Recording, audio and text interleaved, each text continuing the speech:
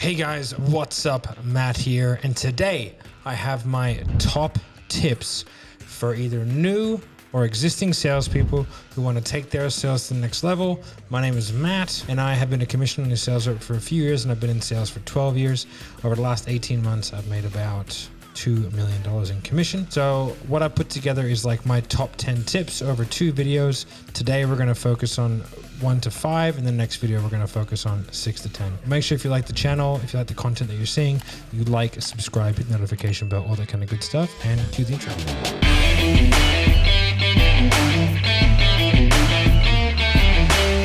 Tip number 1 is all about starting with volume. It is incredibly important that we get reps in, okay? I cannot tell you enough how important it is that you get reps. How I started in sales was in fitness, all right? So what I did is I used to do sales for gyms. I used to own my own gyms as well, but I would go out there and I would just sell. I would just pick up the phone. We had a list of phone numbers, people who had opted in. I would just call the bejesus out of them, okay? And then from there, I would sell them. And that's a hard thing to sell. When you're selling fitness, it's a difficult thing, right?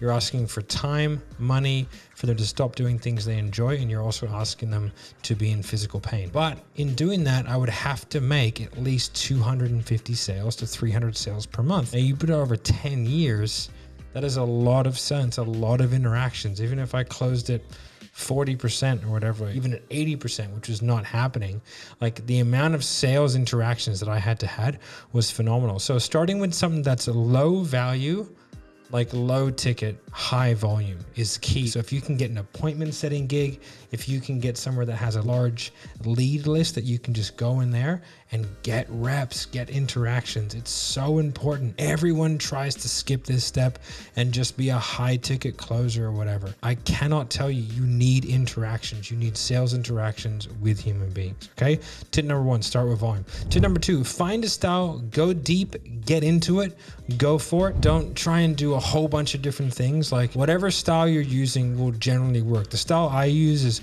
a combination of my own style, but it's very NEPQ, which is neuro emotional persuasion questioning, which is Jeremy Miner's style, who's my personal mentor. I use his methodologies. I really like it. It's very low pressure selling. For me, it fits really well. It's not what I was taught originally. I was taught very high pressure selling, a very effective form of sales, but not really the best for long term, especially for like the mentality of the salesperson. But I went really deep on that method and I learned everything that I could about it. And then when I learned of something better and I was getting good results already, then I made a transition, but I had an actual plan to transition out, because like you don't go and learn a brand new way of squatting, throw your max in the bar and go for it. It's important that like you don't jump around too much. You don't try and hybrid too much stuff, that you actually pick a lane and you go for it.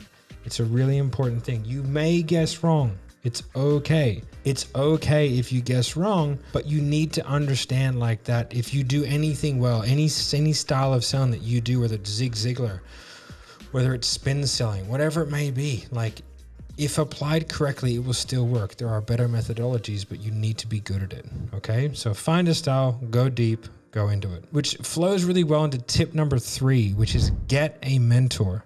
Now, I'm not saying that you hire me or anything like that, but like you need someone with eyes on what you're doing. Selling it's the most sport-like of anything in business, in my opinion, right? So you can be directly coached through it. It's a process-driven activity. It's like, you know, when you're swinging a bat, right? Like there is a specific way that you can swing a bat, you know, lead with your heel, twist, you know, like use your wrist, all that kind of stuff. Not that I'm a baseball guy or anything, but there are things that coaches can give you that will give you tangible and immediate benefit, right? And it's really important. And you don't have to start with a really expensive one. You can just start with someone who's on a sales team that's better than you.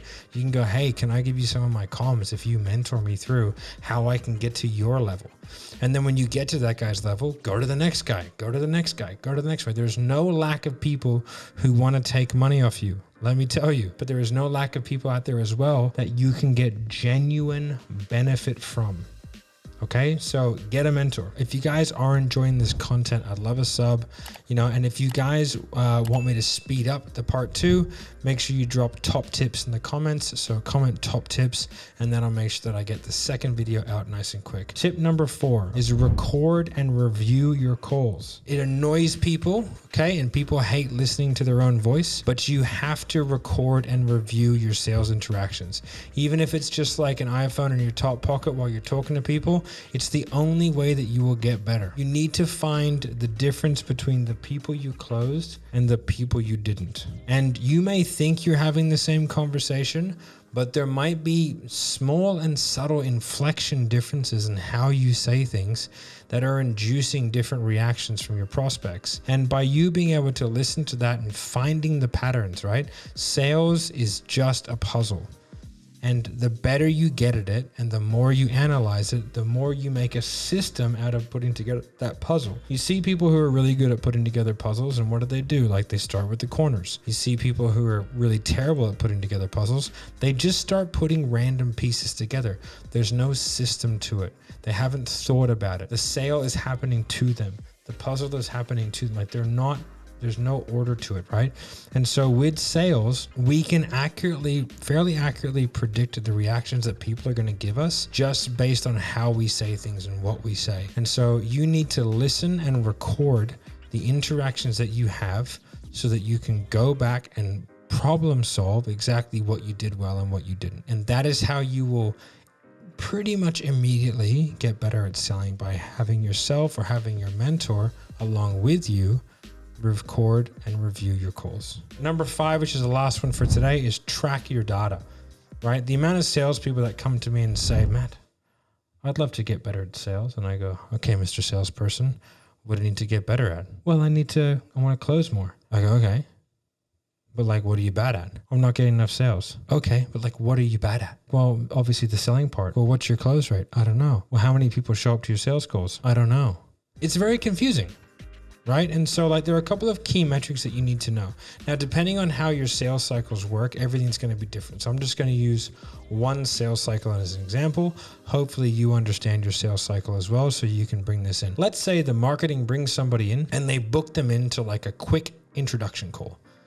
Okay, so it's like a 15-minute call, or I just get a phone number. Okay, so I'm going to have a quick phone call with this person, 5, 10, 15 minutes. The pickup rates and the people who show up to those calls, I can't control a lot of that. Okay, so I'm not too worried about that. But what I can control is what I say on that particular call. And then from there, if someone's qualified, I'm going to put them through to a sales call. That's like a pre-qualification call, just to see that what we do would actually work for them. Then on the second call, I'm going to sell them. So now that first call, if I do stupid things and like induce sales resistance and say, hey, on the next call, you're going to have to make a decision. So make sure you come prepared. Make sure you research this. If that person's having a bad day, they're not going to show up to that next call. And they're going to ghost you, because nobody wants to be put in a position where they have to make a choice, right? It's just not a pleasant experience. We need to monitor the show up rate to that second call. What's the qualification rate? What's the show up rate? Okay. If we have a good show up rate, like say over 70%, it means that we're doing our job here. On that second call, right? What's our close rate? Okay. And then what objections are we getting? If we're getting an even spattering of objections, like let's say out of 10 no sales, right? Out of 10 calls, because I even track the objections on the calls that I do get. Let's say it's like 2 no objections, 2 money, 2 time, 2 think about it, 2 partner, right? That's a really good even spread. So like for me, as someone who's analyzing it, I would say your calls are not inducing any particular objection because you're having an even spread. But then I might say, okay, how many sales did you make? We made 5. All right, cool. Well, I didn't overcome any of the think about it and any of the partner. It's like, okay. So we know that you're good at overcoming those ones, but you're bad at overcoming those ones. Let's have a look at what you do in the sales call to pre-handle those particular objections, because we don't want to focus on just the downstream. We want to focus on the upstream as well. So I'd rather prevent a problem than just tactically try and fix it. So again, like there's so many things we can do if we understand the data. And if you want me to do a video on exactly that, like exactly what data to look for, comment data-driven decisions down below. So data-driven decisions, and I will, if I get like 15 or 20 comments saying data-driven decisions, I'll go ahead and do a video. Those are my top 5 tips. Now there are 5 more, and I'll quickly just kind of go into them. So number 6 is going to be know and enough is enough. Number 7 is daily role plays. Number 8 is think about collaboration, not confrontation. Number 9 is focus on cash collection instead of contract value. And number 10 is that the low to mid 6-figure earners in sales are always the ones that have the biggest ego. But the 7 figures guys who make $1 million plus a year in commissions are always humble as shit. And I'll go into depth into all of those, just like I did today in the next video into part 2. So all right guys, I hope you liked that video. Make sure you like, subscribe, hit the notification bell, comment top tips, or comment data-driven decisions down below. If you guys do want to find out more about what we do and kind of what Sales Sniper does, we have a Facebook group called The Closing Code. Make sure you check it out. It's you can watch daily role plays every single day. If you want to participate in the role plays, there'll be a link down below to The Closing Code. 7-day trial for $25, and then $50 Aussie per week after that. And you get access to a portal, plus a bunch of recorded calls, plus a daily role play session with a coach of a highly successful salesperson. All right, guys, I hope you enjoyed it, and bye.